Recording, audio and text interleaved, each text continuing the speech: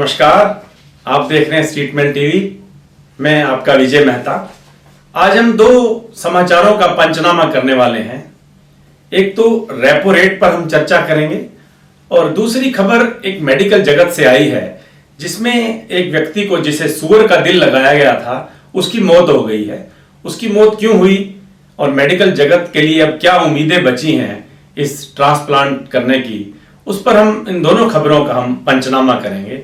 लेकिन इन पंचनामा से पहले हमारा आपसे आग्रह है कि यदि अभी तक आपने स्टेटमेंट टीवी को यूट्यूब पर सब्सक्राइब नहीं किया है तो प्लीज यूट्यूब पर जाकर स्टेटमेंट टीवी को सब्सक्राइब कर लें ताकि आपको हमारे सभी समाचार, पंचनामा और नोटिफिकेशन के अपडेट्स टाइम टू टाइम मिलते रहें। अभी आपने कल के अखबारों में एक न्यूज पढ़ी होगी कि हमारी फाइनेंस मिनिस्टर निर्मला सीतारमण ने एक बयान दिया कि उन्हें इस बात की बड़ी हैरत है कि रिजर्व बैंक ने रेपो रेट बढ़ा दिया।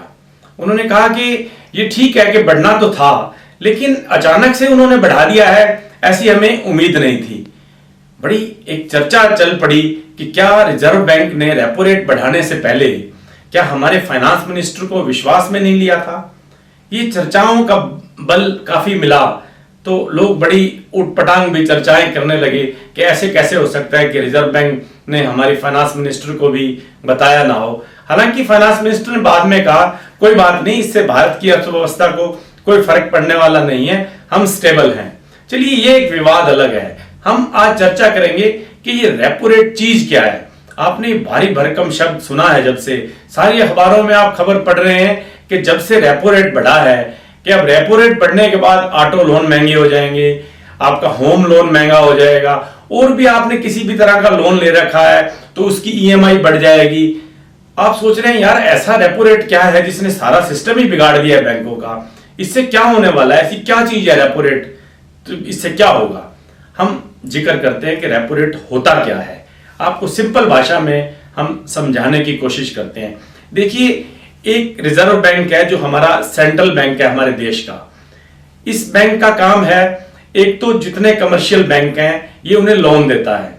कमर्शियल बैंक मीन जो एसबीआई है, एक्सिस बैंक है, एचडीएफसी बैंक है, बैंक ऑफ बड़ौदा है, जितने कमर्शियल बैंक है। कमर्शियल बैंक से मीन है कि जो पैसा लेते हैं कंज्यूमर से भी लेते हैं, रिजर्व बैंक से भी लेते हैं, कम ब्याज पे लेते हैं और ज्यादा ब्याज पे कस्टमर को देते हैं। होम लोन के लिए, ऑटो लोन के लिए, जो भी चीजों के लिए लोन चाहिए उस पे लिए ये बैंक देते हैं और प्रॉफिट कमाते हैं। ये जो व्यापार करते हैं इसलिए इनको कमर्शियल बैंक कहा जाता है। तो जो हमारा सेंट्रल बैंक है, रिजर्व बैंक, उसके दो काम हैं। एक तो वो इन बैंकों को पैसा देता है ताकि वो अपना बिजनेस करें, दूसरा वो जो इन्फ्लेशन है, महंगाई है, उस पर नियंत्रण करता है। तो इसी चीज से ही रेपो रेट जुड़ा है। रेपो रेट का बड़ा सिंपल शब्द यह है कि जो ये बैंक है कमर्शियल बैंक, वो जिस रेट पर रिजर्व बैंक से पैसा लेते हैं उसे रेपो रेट कहते हैं। मान लीजिए एसबीआई है, एसबीआई रिजर्व बैंक से पैसा लेता है और आगे हमको देता है। पहले एसबीआई रिजर्व बैंक से जो पैसा ले रहा था, रिजर्व बैंक उसे 4% की दर पर ब्याज वसूल कर रहा था एसबीआई से, सभी कमर्शियल बैंकों से। अब क्या हुआ है कि अब जो एसबीआई या कोई भी कमर्शियल बैंक रिजर्व बैंक से पैसा लेगा उसे 4.4% ब्याज दर देना होगा, यानी कि अब ब्याज दर हो गया है 4.40%। अब जितने भी कमर्शियल बैंक हैं उन्हें जो ब्याज भुगतान करना होगा रिजर्व बैंक को, पहले से ज्यादा करना होगा। आपको ध्यान होगा कि 18 महीनों तक रेपो रेट सेम चला आ रहा था, तो कैश का फ्लो भी बढ़ा हुआ था, लोन बड़े सस्ते थे। लेकिन अब थोड़ा सा रेपो रेट बढ़ गया है। पहले रिजर्व बैंक 4% ब्याज ले रहा था इन बैंकों से, अब इन बैंकों को रिजर्व बैंक से पैसा उठाने के लिए 4.4% ब्याज देना होगा। ये जो ब्याज दर है, जो इंटरेस्ट रेट है, यही रेपो रेट है। अब रिजर्व बैंक ने इंटरेस्ट रेट बढ़ा दिया इन बैंकों को पैसा देने के लिए, तो कहा जा रहा है कि रेपो रेट बढ़ गया है। अब बात आ रही है कि इससे रिजर्व बैंक का कहना है कि वो महंगाई दर पर नियंत्रण करेगा। आप सोचेंगे कि रेपो रेट से महंगाई का क्या लेना देना है। देखिए, जब ब्याज दर कम होती है तो बैंक भी पैसा ज्यादा से ज्यादा बांटते हैं और लेने वाले भी ज्यादा से ज्यादा आते हैं। जिन लोगों ने कोई मकान बनाना है, जिन लोगों ने कार लेनी है, कोई गाड़ी लेनी है, वो सोचते हैं यार बहुत कम इंटरेस्ट रेट है, चलो खर्च लेते हैं, पर्सनल लोन मिल जाते हैं लाख लाख 2-2 रुपए के, वो बाजार में जाके ज्यादा शॉपिंग करते हैं। जब वो ज्यादा खरीदारी करते हैं तो डिमांड बढ़ती है, डिमांड बढ़ती है तो चीजों के रेट बढ़ते हैं, महंगाई बढ़ती है। तो लेकिन अब क्या हुआ है, अब रिजर्व बैंक ने इंटरेस्ट रेट बढ़ा दिया है, तो बाकी बैंकों ने भी इंटरेस्ट रेट बढ़ा दिए हैं। आपने देखा होगा कि एसबीआई ने, एचडीएफसी ने, एक्सिस बैंक ने तो अपने रेट बढ़ा भी दिए हैं। अब इस रेट बढ़ने के बाद लोग थोड़ा सा हिचकेंगे लोन लेने से। जब वो लोन कम लेंगे तो उनके पास कैश इन हैंड कम आएगा, जब कैश इन हैंड कम होगा तो बाजार में खरीदारी भी कम करने जाएंगे। जब डिमांड घटेगी तो इसमें कोई शक नहीं कि महंगाई पर भी नियंत्रण होगा। तो आपको समझ आ गया होगा कि कैश फ्लो जैसे घटेगा वैसे महंगाई दर भी घटेगी। जितना कैश फ्लो मार्केट में घूम रहा होता है, जितना पैसा आसानी से बैंक बांट रहे होते हैं, तो लोग खरीदारी ज्यादा करते हैं। ज्यादा खरीदारी करने से डिमांड सप्लाई डिफर हो जाती है और उसके बाद महंगाई बढ़ जाती है, आम आदमी की पहुंच से चीजें दूर होने लगती हैं। ऐसा आप देख भी रहे होंगे कि हमारे देश में महंगाई दर बहुत स्पीड से बढ़ रही है। तो इसका भी बड़ा फर्क पड़ेगा। जब पैसा कम होगा तो लोग खरीदना कम करेंगे और डिमांड भी घटेगी और महंगाई पर भी नियंत्रण होगा। अब हम दूसरी खबर पर चर्चा करते हैं। पहले हमने रेपो रेट पर चर्चा की, अब हम एक मेडिकल जगत की खबर पर चर्चा करते हैं। आपको याद होगा कि कुछ महीने पहले अमेरिका की एक मैरीलैंड यूनिवर्सिटी में एक व्यक्ति का नाम था बेनेट, उस पर सुअर का हार्ट ट्रांसप्लांट किया गया था। लेकिन बड़ी दुख की खबर यह है कि वो प्रयोग सफल नहीं रहा है। 2 महीने बाद उस व्यक्ति की, बेनेट नाम का व्यक्ति था, उसकी मौत हो गई है। इस व्यक्ति का जब हार्ट ट्रांसप्लांट करना था तो उससे पहले वैज्ञानिकों ने और डॉक्टरों ने इस व्यक्ति से बात की, उसे बताया कि देखिए भाई, आपके जीने का कोई चांस नहीं है, आपका हार्ट बहुत कम काम कर रहा है, हमने सारी तरह से देख लिया करके, आप बच नहीं सकते। हाँ, हम लोग एक चांस ले सकते हैं अगर आपकी सहमति हो। तो उस व्यक्ति ने पूछा क्या चांस है, तो उन्होंने कहा कि हम आपको सुअर का जो है हार्ट ट्रांसप्लांट कर सकते हैं। आपका दिल बाहर निकाल के सुअर के दिल को आपके बॉडी में हम ट्रांसप्लांट कर सकते हैं। इससे हो सकता है कि आपकी जिंदगी लंबी हो जाए और आप बच जाओ।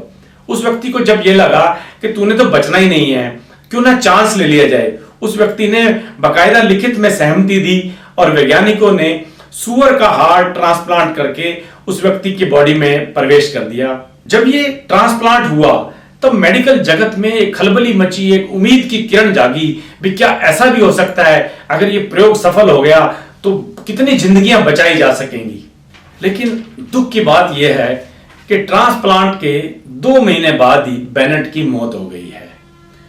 लेकिन अब वैज्ञानिक यहीं बंद नहीं हुए हैं, यहीं चुप नहीं बैठ गए हैं, वो अब इस खोज में लगे हैं कि बेनेट की मौत का कारण क्या था।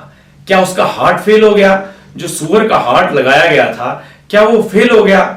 तो आप जानकर हैरान होंगे कि जब इस बात की जांच की गई, जब बॉडी का पोस्टमार्टम किया गया तो देखा गया कि हार्ट तो ठीक काम कर रहा है, लेकिन एक वायरस की वजह से, उस वायरस का नाम है पोरिसोन वायरस, उस पोरिसोन वायरस की वजह से उस व्यक्ति की मौत हो गई है। और एक बात और बताऊं कि ये जो पोरिसोन वायरस है ये सुअर में होता है, ये पिग में होता है, और उस पिग के वायरस जो उसके हार्ट में था, जो सुअर का हार्ट जो ट्रांसप्लांट हुआ था उसके हार्ट में वो वायरस था, वो वायरस बाकी बॉडी में फैल गया। उस बॉडी में फैलने के बाद उस व्यक्ति के बाकी अंग काम करना बंद कर गए और उस व्यक्ति को बचाया नहीं जा सका।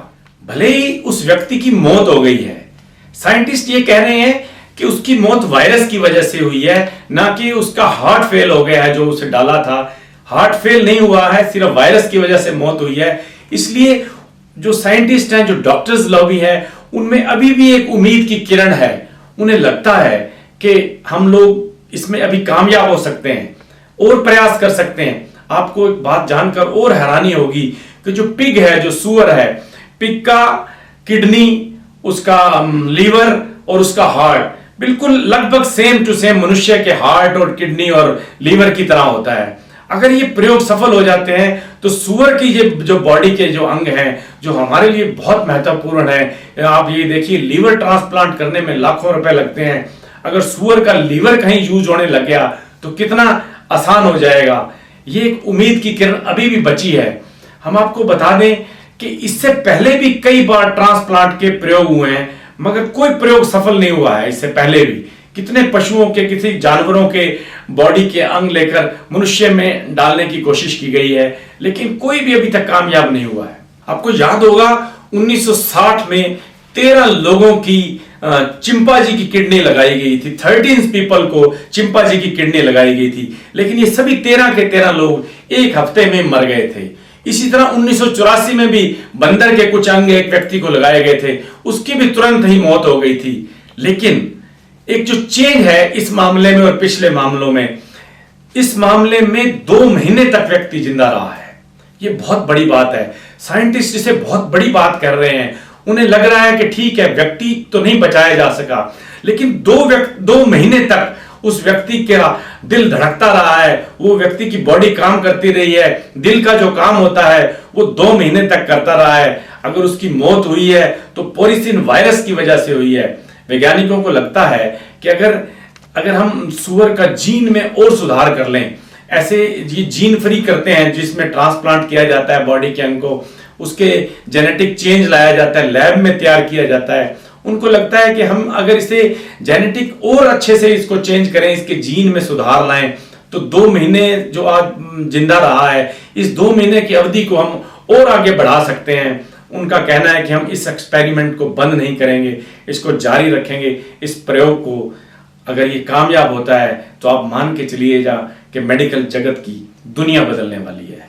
फिलहाल के लिए इतना ही, फिर मिलेंगे किसी नए समाचार के पंचनामा के साथ। तब तक के लिए नमस्कार।